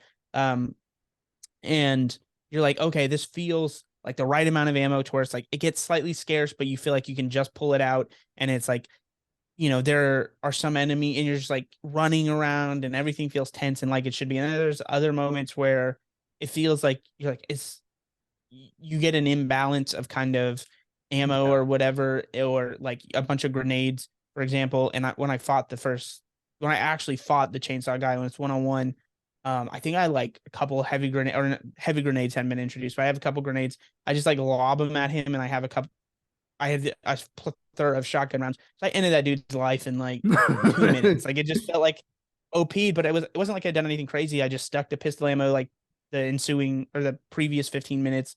Just kind of preserved my shotgun ammo, and then I had those grenades, and so it was just like super easy.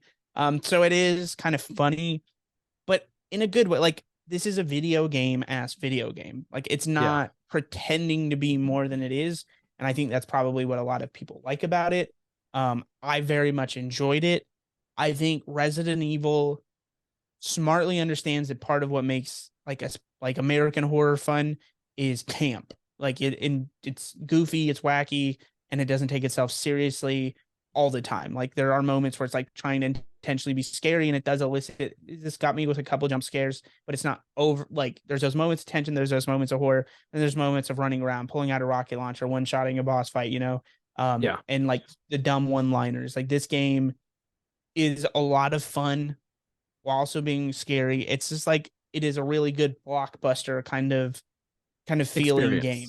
Experience. Yeah, without a million cutscenes, without feeling overproduced. And I definitely understand. I didn't play a lot of two. I was telling you how it like almost bricked my PS4. So, but I can see how kind of like what I've seen of the older Resident Evils, this is more action paced. But I do think people acting like it's straight up was like way more actiony than the first two. That to me feels maybe a little overblown. Five definitely jumps the shark there. Five is very action heavy.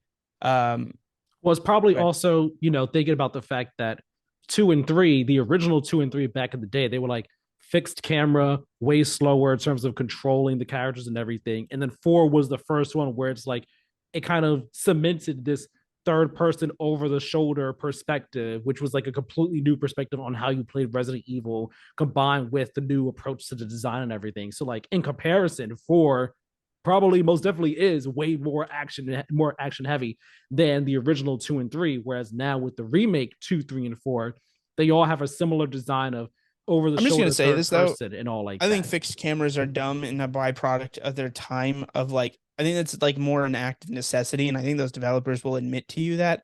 Oh, And it's like sure. the game being harder equals being scarier. Like I get that. That doesn't make it a better game. Like I don't think they're in. I think they probably wanted a little more action when they originally made four, but I don't think their intent was like this third person view is going to take away from the horror because I think it probably in a lot of ways also evokes more horror in certain situations. And Yeah. then from a quality of life perspective, it's obviously just way better. Yeah. Um, so I get why it's one of the greats. I can't draw any comparisons as far as like what was changed because I haven't played Resident Evil 4, which does make me kind of want to go back and play it. I think it'd be interesting in Oculus. I've heard that like some people said it was the definitive way to play it before obviously the remake came out. So Mhm. that's kind of interesting to me because it doesn't seem like a game I would necessarily immediately be like, oh yeah, make that VR. But I VR. guess I can also see how they essentially said, yeah, well, we made Village and Seven and Biohazard, first person. So let's just do that with this. We'll throw it basically on like that and then develop the VR portions. Which kind of makes sense in that Village at times felt like a third person game. They just threw a first person camera on. And I think that's why I didn't Mm. like some of the movement and it felt a little clunky to me. But overall, fantastic game. I don't know if I'd give it like a 10 out of 10. I understand why some people might, but for me, like I understand this game's a little longer than the original one. Some of the pacing did feel off. And I don't know if it's stuff that they added that made me ultimately feel that way, or it's just I would have felt that way no matter what. But it like not filler, but there's just some moments where it's like as is necessary, or like it felt like spiked difficulties. Like again, I felt like I had a good cadence of like what felt naturally intense and hard versus like what felt artificially spiked or too easy. There felt like Yeah. moments where there was just like, let's just make this hard or make it like a super obtuse puzzle for no reason just to pad out the length. Because otherwise we just kind of be zooming through this portion of the story. Yeah. I'd probably give it like a 9, maybe an 8.5. Like I'd be kind of torn, with some more perspective and thinking about it longer, maybe settle between that 8.5 or a 9. But I did really enjoy it, see why it's beloved, and it's not my goatee just because of how much I love Hi-Fi Rush, but it is a damn good game and one I'll think about fondly. I thought about like, should I just play all the Resident Evils? Honestly, I've been wanting to. Like, I want to get two and three and then four and just go through each of them. Yeah, It's just, those for sure. I would like to kind of take a look at now. yeah, and I still got to finish seven. I'm like halfway through seven. I haven't finished that game yet. And I started it 2 years ago. So one of these days I'll get around to finishing it. And I didn't stop. I stopped playing for no reason other than I was playing one night. I said, all right, I'll try this boss tomorrow. And I never went back to play. I started playing something else instead. So I do have to finish that one. But cool. Thank you very much for telling me about Resident Evil 4. Happy you enjoyed Yeah, it so no problem. much. So finishing us out though is a game we both played. Yeah, I finally got a chance to play the Diablo 4 beta on Sunday. It's past Sunday. I didn't get to play it too long. I got to play for about 3 to 4 hours or so. I think about that long. I was like, I started playing around 8ish, stopped playing a bit before 12 or a bit after 12. I forgot exactly Yeah. how long. Um, but man, like I was already looking forward to Diablo 4, right? Like I've never played a Diablo game before. But this one, I think after we first saw gameplay for it last year, I think it was. I was like, oh, that seems fun. That seems interesting. So it had been on my radar. Then this beta came along, and I said, I'm going to give it a shot, give it a shot, see how I like it. And god damn, this game sunk its teeth into me way faster and way deeper than I ever expected it to. I'll say that. Like, the class I played was a rogue. I did a rogue. I was like, seems like it'll be fun, a mix of up close and range. That'll be a nice setup to have. I got my character to level anywhere from level 10 to 15. I don't remember exactly. Yeah, Again, you I leveled was up quickly the first portion. yeah, like I of course I didn't have too much time to play, but I leveled up a fair amount in the time that I played. So let me see. Couple things. One, I like the world. The world is freaking dark and depressing. And it actually reminded me a lot of the Castlevania anime, which I know you haven't seen. But Yeah, I haven't. people who have seen it will understand what I mean. And I mean, hey, maybe this is how all Diablo games are in terms of like story and world. But Yeah, this one I can really comment reminded on me that a of little that. bit. Because Gersman was talking about this specifically with 4, that he didn't necessarily like. It gets kind of weirdly religious with like how like obviously the other games aren't pro demon, but the other games are just kind of like the demons are here, devil's here, just go fight him, go kill him. Whereas this one's like taps in a little bit of that religious deep, like, oh, the like, it gets like more weirdly religious than it's like from what he's seen of the game. And I kind of agree. I didn't want to watch all the cutscenes. I watched 2 or 3 and I was like, yeah, I get it. Like, it's okay. This is kind of annoying, which real quick, I wanted to follow up with also Resident Evil 4, kind of radly anti-religious. Like, it is. I would not be surprised if like religious people play it and feel like it's a little blasphemous, because it's like it unintentionally takes a lot of pot shots at like religion, and then it takes some intentional ones. And I was just like, fuck yeah, this game is cool. You'd probably Bonus be point, down. You'd probably cool be down points with in my book. You'd probably be down with Final Fantasy X story then. That's another Probably, conversation. yeah. If That's if it's another got those conversation. overtones, you had my interest. Now you've got my attention. That's another conversation. But no, yeah, it reminded me a bit of Castlevania. And like I said, maybe this is how it is in all Diablo games. But like Castlevania anime, Dracula, it's not like Dracula disappeared and came back. Like he's always here, and like the demons are all in the world. People are hiding in their towns from the demons, and like demons have like completely eradicated some towns. You have some towns where they like worship the demons and all like that. So like playing this reminded me so much of the show. On top of the fact that the main character, the guy voice actor, sounds a lot like the guy like Trevor's voice actor from Castlevania. So it felt like I was playing an action RPG version of Castlevania the anime, which was dope to an extent. That aside, though, what were you gonna say? I was gonna say it is interesting because I'm sure you watched some of the cutscenes, right? I watched all Like the in Diablo. cutscenes. Yeah, I Okay. watched them all. The way they portray Diablo, the way they portray the demons and Satan is almost kind of how like Resident Evil 4 portrays like the church. Yeah, like when Lilith, they're in the church, and then Lilith came in, and then they all just like, yeah, we're with you, and then straight But up also, murdered the priest. I was like, oh my god, this is but way also, darker than I thought it was gonna be. to be clear, Lilith way cooler than anything they portray. Because like Diablo does it where it's like, oh, like aren't these guys so bad? And I'm like, oh, Lilith kind of kicks ass. You know what I mean? I was like, I get it. I'm not saying she's right, but I get it. It's like, I don't know if you saw. I posted a screenshot. I was like, hey there, demon mommy. How's it going? I did not see that. I'm weak. Hey there, demon mommy. Just like, okay. They saw people like Resident Evil 8 and they were just like But no, so story, I'm down on the story. I'm enjoying the story. What I played of it so far. Like I played in terms of progress on the demo, I played up to the point where okay, your next you get like three other main story quests to go do. And like, hey, just like basically explore this region now. Like you made it to the main central town hub. Now people are running around in the world, as willy nilly. Yeah. And after that happened, I kind of understood what you meant. You were like, I kind of don't want everyone running around in my game. And like, I felt it a bit in the hub town where I was like, okay, like, whoa, all these people are here all of a sudden. And like, that is the social space. So it makes sense. I didn't feel it as much when I went out into the world. Like I only came across maybe one other person, like, and walking around with me. And I was like, okay, it's not as bad. Maybe I'll feel different like if I played more. But like doing the world events, I failed a world event. I had to protect this woman that was trapped under a cart, and like more demons were coming. And like I was trying, man, but like at the last minute, she died, and I was like, "I'm sorry." It was like 10 seconds up to the clock. You could have made it. You could have survived, but you didn't. Uh, but yeah, like playing the rogue was cool. Like dashing around, taking pot shots at people from a distance, but also be able to play up close and take them out up close. The skill tree.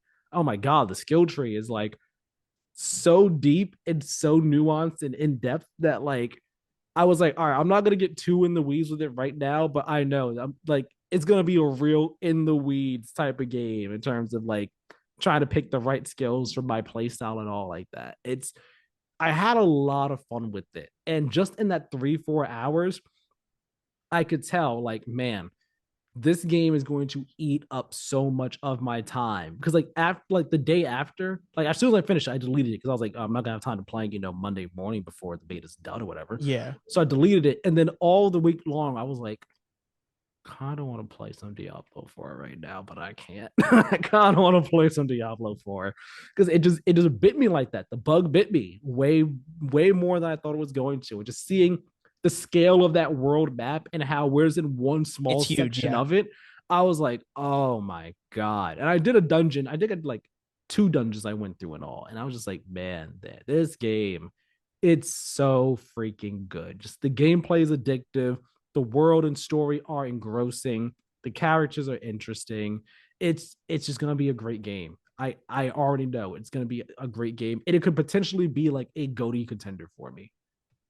Yeah. It's gonna be a lot of fun. I don't care about the story really all that much. But I'm 100% like, I mean, like I said, yet last week, my biggest impression playing me and my girlfriend playing it, I was just like, oh yeah, we're sinking 100 hours into this bad boy. Like it's just a fun, addictive game for me. Definitely not like GOTY contender, but still not like bad by I mean, you spend 100 hours playing something and enjoying it. It's hard to be like, this game sucks, but it just may not be my favorite.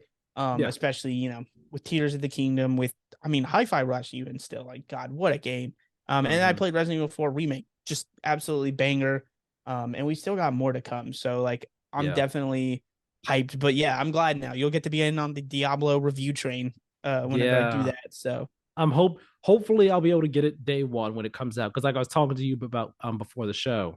Um I may or may not review Tears of the Kingdom, and if I am, it may be bleeding into when Diablo comes out. So I'm not too sure. I'm not too sure when I'll be able to play Diablo, but hopefully I'll be able to be there like at launch or shortly after launch before Final Fantasy comes out at the end of June. It's going to be a fun time, exciting times all around. Looking forward to be able to talk about that game more in depth when the full version also comes out. gonna be a hilarious cliff when we go from like June, May, June, and then July. Yeah, July is gonna be the funniest dip ever. you know what? I'm fine with it though. I'm fine with it because I'm going to be Oh playing Final yeah, like Fantasy we're in gonna June. need the time to play all this other stuff that we Right. didn't get to play. But Right. I'm gonna be playing Final Fantasy 16 in June. I mean in July. And then August, I'm gonna be going on vacation in the middle of the month. So like take your time, guys. Do what you gotta do. We'll come back in September for Starfield and Spider-Man, and then we'll get right back into the swing of things from there. Uh that said, though, let's wrap up episode 101 of the Play to Win podcast. Thank you all so very much for watching and or listening. This was a meaty one, a juicy one, but a fun one nonetheless. Check out the site, playtowingameswordpress.com, home for all of our content. So hit it up. Links are in the description, of course. Hit us up on Twitter and Instagram at Play to Win Game. Follow us there for updates on the show and just chat with us there. Let us know your thoughts. What do you think about E3? Is it coming back? Do you think MultiVersus has a chance with this second life? Are you hyped for Tears of the Kingdom? And are you on the same train as Tyler and believe that PSVR2 is dead in the water? Let us know all your thoughts on Twitter and Instagram and in the comment section down below on YouTube.